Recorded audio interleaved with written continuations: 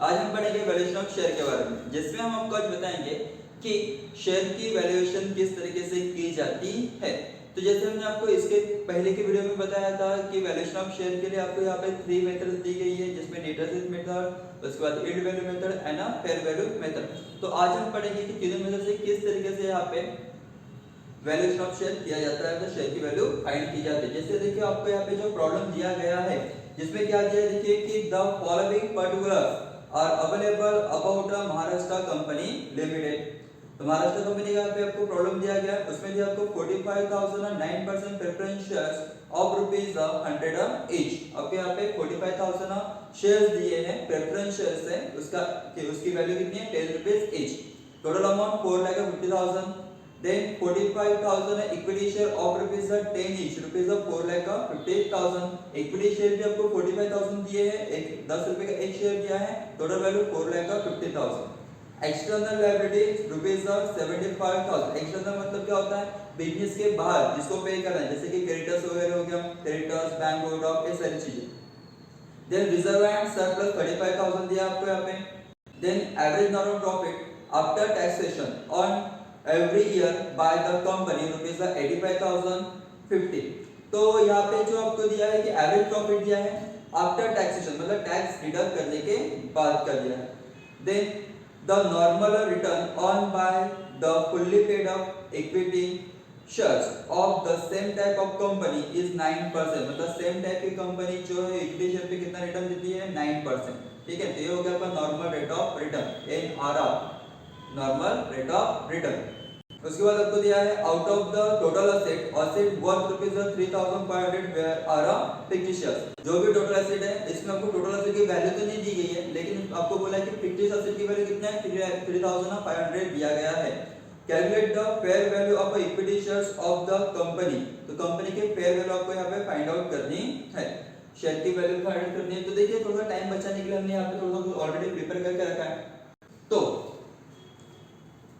सबसे पहले हम यहाँ पे निकालेंगे नेट एसेट मेथड से। तो नेट एसेट मेथड का फॉर्मूला क्या है, total asset minus external liability. Last में आपको यहाँ पे दी है 3,500 फिक्टिशियस असेट, लेकिन आपको टोटल एसेट नहीं दी गई है। तो उस मेथड से अगर आप प्रॉब्लम सॉल्व करते हो तो प्रॉब्लम सॉल्व नहीं होने वाला है।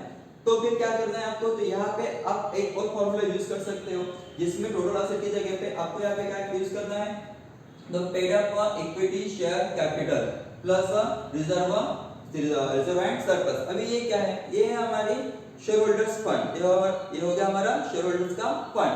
तो हम शेयर होल्डर्स के फंड के बेसिस पे ही प्रॉब्लम सॉल्व कर सकते हैं। तो जिसमें हम देखेंगे, देखिए कि paid up equity share capital plus reserve and surplus, जो कि आपको प्रॉब्लम में दिया गया है। तो आपको यहाँ पे प्रॉब्लम में दिया है पेड अप इक्विटी शेयर, जिसकी अमाउंट दी है आपको 4,50,000 रुपए, जो आपको सेकंड लाइन में दी गई है। एंड रिजर्व एंड सरप्लस भी आपको दिया थर्ड लाइन में, कितना दिया आपको, 35,000 रुपीस। कितना दिया है, 35,000 रुपीस। इसकी टोटल कर लेंगे, टोटल हो जाती है 4,85,000 रुपीस। तो ये हो गया आपका टोटल इक्विटी फंड, यहाँ पे इसको बोलेंगे शेयर होल्डर्स फंड। ठीक है, मतलब इसका ये जो है आपका इक्विटी शेयर का फंड है, पेड अप कैपिटल, और रिजर्व एंड सरप्लस, इसके ऊपर भी किसका अधिकार होता है, इक्विटी शेयर होल्डर का ही अधिकार होता है। उसके बाद में हम यहाँ से माइनस करेंगे फिक्टिशियस असेट, जो कि आपको लास्ट लाइन में दिया है। कितना अमाउंट है आपको यहाँ पे, 3,500 रुपीस। अमाउंट है आपको यहाँ पे 3,500 रुपीस। देन यहाँ से 4,85,000 में से 3,500 माइनस कर देंगे, तो यहाँ पे आएगा 4,81,500 रुपीस। 4,81,500 रुपीस। तो यहाँ पे देखिए ये हो गया आपका net asset available to equity share holder. ठीक है ना, ये हो गया आपका net asset available to equity share holder. तो इस मेथड से भी आप नेट असेट निकाल सकते हो, इस मेथड से भी आप नेट असेट निकाल सकते हो। उसके बाद में हम यहाँ पे निकाल लेंगे वैल्यू ऑफ शेयर। तो इसमें intrinsic value of equity share, intrinsic value मतलब है नेट एसेट वैल्यू होती है, जिसके पहले एक प्रॉब्लम बताया है, उसमें हमने आपको इसके अलग-अलग नाम बताए, एसिड ब्रेकिंग मेथड वगैरह, ये सारी चीजें आपको हमने बताई है। तो इसका जो फॉर्मूला दिया है, क्या है formula, net asset to equity share holder divided by number of equity share. तो फॉर्मूला क्या है, net asset to equity share holder divided by number of equity share. तो यहाँ पे देखिए net asset to equity share holder, देखिए यहाँ पे हमने निकाला है, कितना है, 4,81,500 रुपीस। ये हो गया आपका net asset, then number of equity share, number of equity share मतलब क्वांटिटी पूछी गई है। तो आपको प्रॉब्लम में जैसे सेकंड नंबर में दिया है कि इक्विटी शेयर कितने 45,000, कितने दिया आपको 45,000 इक्विटी शेयर दी, उसकी वैल्यू दी है 4,50,000 रुपीस। तो यहाँ पे हम क्या ले लेंगे, क्वांटिटी लेंगे 45,000 रुपीस। कितना है क्वांटिटी 45,000 रुपीस। और हम इसकी वैसे इसको हम क्या करेंगे डिडक्ट, मतलब इसको हम डिवाइड कर लेंगे। तो 4,81,500 डिवाइडेड बाय 45,000 रुपीस, तो अमाउंट आ जाती है यहाँ पे 10.70। ठीक है, ये हो गया पर शेयर की वैल्यू। ये क्या हो गया आपकी पर शेयर की value net asset method. Then उसके बाद ये होगा पहला। दूसरा क्या है आपको yield valuation method, yield valuation method. तो यील्ड वैल्यूएशन मेथड से यहाँ पे आप तीन तरीके से एसेट की शेयर की वैल्यू फाइंड आउट कर सकते हो। तो हम यहाँ पे यूज करेंगे yield valuation of equity share के लिए कैपिटलाइजेशन मेथड। कौन सी मेथड, कैपिटलाइजेशन मेथड। तो कैपिटलाइजेशन मेथड से yield value of equity share अगर आपको फाइंड आउट करना है तो उसके लिए आपको यहाँ पे देखिए yield value of equity share के हिसाब से आपको फार्मूला क्या दिया है, capitalise value of FMP. Capitalise value of FMP, FMP मतलब future maintainable profit, future maintainable profit means average profit बोल सकते हो, divided by number of equity share. यहाँ पे नंबर ऑफ बोले मतलब यहाँ पे क्वांटिटी आपको बोली गई है। तो ये जो फॉर्मूला है, फॉर्मूला में आपको यूज करना है कैपिटलाइज वैल्यू ऑफ एफएमपी। लेकिन एफएमपी निकालने के लिए सबसे पहले मतलब कैपिटलाइज वैल्यू निकालने के लिए आपको सबसे पहले एफएमपी निकालना पड़ेगा, मतलब फ्यूचर मेंटेनेबल प्रॉफिट आपको निकालनी पड़ेगी। तो उसके लिए देखिए यहाँ पे फ्यूचर मेंटेनेबल प्रॉफिट, तो फ्यूचर मेंटेनेबल प्रॉफिट किस तरीके से हम यहाँ पे निकालेंगे, तो उसके लिए आपको चाहिए एवरेज प्रॉफिट। क्या चाहिए आपको, एवरेज प्रॉफिट। तो जिस तरीके से देखिए यहाँ पे प्रॉब्लम में आपको एवरेज प्रॉफिट भी दिया गया है, क्या बोला है देखिए आप ई नंबर में average normal profit after taxation, मतलब टैक्सेशन के बाद में आपको यहाँ पे एवरेज प्रॉफिट दिया गया है on every year by the company rupees 85,050। कितना दिया 85,050। तो यहाँ पे जो एवरेज प्रॉफिट आफ्टर टैक्स बोला है कितना आएगा 85,050। ठीक है, अभी देखिए यहाँ पे जो एवरेज प्रॉफिट आया है, ये एवरेज प्रॉफिट टोटल बिजनेस के लिए, और टोटल बिजनेस का आपका इक्विटी शेयर होल्डर भी है और प्रेफरेंस शेयर होल्डर भी है। तो प्रेफरेंस शेयर होल्डर का जो हिस्सा है हम उसको देने के बाद में, प्रेफरेंस शेयर होल्डर का हिस्सा उसको देने के बाद में जो बचेगा वो पूरा बनता है हमारे इक्विटी शेयर होल्डर्स के लिए। तो यहाँ पे देखिए इसलिए हम क्या करेंगे, हमारे प्रॉब्लम में आपको पहले नंबर में दिया है कि 45,000 9% प्रेफरेंस शेयर, तो 9% preference share it is a right, it is a rate of the dividend. ये क्या आपका रेट ऑफ डिविडेंड, इसलिए हम क्या करें प्रेफरेंस डिविडेंड जो है at the rate 9% on rupees.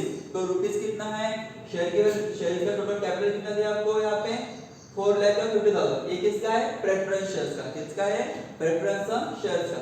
9% on 4,50,000 rupees. तो आप कैलकुलेट कर सकते हो कितना है इसका 9%, तो 40,500 कितना आता है 40,500। इसमें इसको माइनस कर लीजिए, कितना आ जाएगा यहाँ पे, ये आता है 44,550। कितना था एफएमपी 44,550। एंड एज एफएमपी निकला है मतलब फ्यूचर मेंटेनेबल प्रॉफिट। ये सिर्फ किसके लिए, इक्विटी शेयर होल्डर्स, क्योंकि यहाँ पे हमने प्रेफरेंस शेयर्स के लिए जो डिविडेंड देना था उसको हमने पे कर दिया है। उसके बाद में हम यहाँ पे निकालेंगे capital value of FMP, capital value of FMP. तो कैपिटल वैल्यू में क्या फार्मूला है, FMP divided by normal rate, FMP divided by normal rate वो जो दिया इनटू 100। एफएमपी जो यहाँ पे आपको दिया है कितना दिया आपको एफएमपी 44,550। नॉर्मल रेट देखिए आपको प्रॉब्लम में दिया गया नॉर्मल रेट एक नंबर में कि the normal return on by the fully paid equity shares of the same type of companies 9%। तो यहाँ पे आ जाएगा 9%। कितना आएगा यहाँ पे 9%। ठीक है ना, इनटू क्या करना है आपको यहाँ पे 100, इनटू करेंगे हम यहाँ पे 100 तो फार्मूला पूरा हो जाता है। तो यहाँ पे 45,550 डिवाइडेड बाय 9 इनटू 100 अगर कर लेंगे हम तो इसकी वैल्यू कितनी आ जाएगी, तो 4,95,000 रुपीस, 4,95,000 रुपीस। ये हो जाएगा आपका कैपिटलाइज्ड वैल्यू। क्या हो जाएगा आपका ये कैपिटलाइज्ड वैल्यू। अभी इसके बेसिस पे देखिए, अभी यहाँ पे हमने निकाला है कैपिटलाइज्ड वैल्यू। आपको यहाँ पे देखो जो फॉर्मूला दिया था एड वैल्यूएशन के लिए क्या था आपके capitalised value of FMP divided by number of equity share. तो हमने यहाँ पे देखिए कैपिटलाइज्ड वैल्यू निकाल ली है 4,95,000 रुपीस। तो हम यहाँ पे यूज कर लेंगे नंबर ऑफ इक्विटी शेयर यहाँ पे यूज करते हैं। तो कितना है देखिए 4,95,000 डिवाइडेड बाय 45 कितना होता है देखिए 4,95,000 डिवाइडेड बाय 45,000, तो इसकी वैल्यू कितनी निकल जाती है 11, कितनी निकलती है यहाँ पे 11। तो ये हो गया आपका यील्ड बेसिस से, ये हो गया आपका यील्ड बेसिस से वैल्यूएशन ऑफ शेयर। देन तीसरा जो मेथड दिया आपको fair value of equity share, तो फेयर वैल्यू का फॉर्मूला एकदम इजी होता है, जिसमें आपको क्या करना है intrinsic value plus yield value करना है और डिवाइडेड बाय 2। मतलब यहाँ पे जो हमने वैल्यू फाइंड आउट की है उसके बाद यहाँ पे जो वैल्यू हमने फाइंड आउट की दोनों की प्लस करना है। तो यहाँ पे intrinsic value 10.70 plus yield value दिया है 11 हो गया डिवाइडेड बाय 2। तो जो आंसर आएगा वो आएगा आपका फेयर वैल्यू का। तो कितना आता है आपका आंसर, तो 10.85, कितना आता है 10.85। ठीक है, तो इस तरीके से आपको ये प्रॉब्लम दिया गया है, एकदम इजी प्रॉब्लम है, इसको आप इजीली सॉल्व भी कर सकते हो। इसके बाद हम और एक प्रॉब्लम बनाएंगे, एक और 2-4 प्रॉब्लम बनाएंगे वैसे देखा जाए तो जिसमें आपको अलग अलग मेथड से और अलग अलग प्रॉब्लम, जिसमें हम बताएंगे आपको अलग अलग मेथड से किस तरीके से आप पे वैल्यूएशन ऑफ शेयर कैलकुलेट किया जाता है।